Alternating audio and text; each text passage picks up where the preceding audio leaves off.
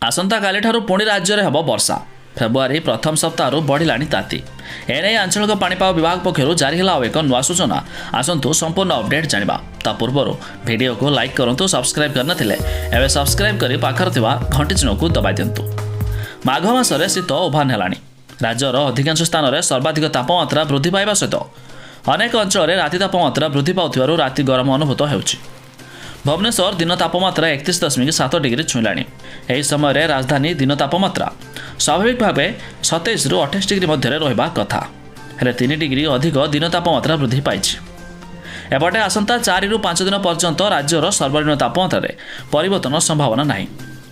ତେବେ ବାଲେଶ୍ୱର, ଭଦ୍ରକ, ଯାଜପୁର, କେନ୍ଦ୍ରାପଡ଼ା, କଟକ, ଜଗତସିଂହପୁର, ନୟାଗଡ଼, କନ୍ଧମାଳ, କଳାହାଣ୍ଡି, ପୁରୀ, ଖୋର୍ଦ୍ଧା, ଗଞ୍ଜାମ, ସୁନ୍ଦରଗଡ଼, କେଉଁଝର ଏବଂ ମୟୂରଭଞ୍ଜରେ ଘନ କୁହୁଡ଼ି ଦେଖିବାକୁ ମିଳିଛି, ଯାହାଫଳରେ ଯାତାୟାତରେ ବହୁ ସମସ୍ୟା ଦେଖାଦେଉଛି।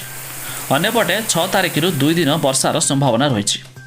ଆସନ୍ତାକାଲିଠାରୁ 8 ତାରିଖ ମଧ୍ୟରେ ଉତ୍ତର ଓ ପାର୍ଶ୍ୱବର୍ତ୍ତୀ ଆଭ୍ୟନ୍ତରୀଣ ଓଡ଼ିଶାର କିଛି ଜିଲ୍ଲାରେ ହାଲକା ବର୍ଷା ହୋଇପାରେ ବୋଲି ଆଞ୍ଚଳିକ ପାଣିପାଗ ବିଭାଗ ପକ୍ଷରୁ ସୂଚନା ଜାରି ହୋଇଛି। ତେବେ ଆପଣଙ୍କର କେଉଁ ଜିଲ୍ଲା ତା ନିହାତି କମେଣ୍ଟ କରି ଜଣାଇବେ। ତେବେ ଏହି ସମସ୍ତ ଜିଲ୍ଲାମାନଙ୍କରେ ବର୍ଷାର ସମ୍ଭାବନା ନେଇ ଆଞ୍ଚଳିକ ପାଣିପାଗ ବିଭାଗ ଆଶଙ୍କା ପ୍ରକାଶ କରିଛି।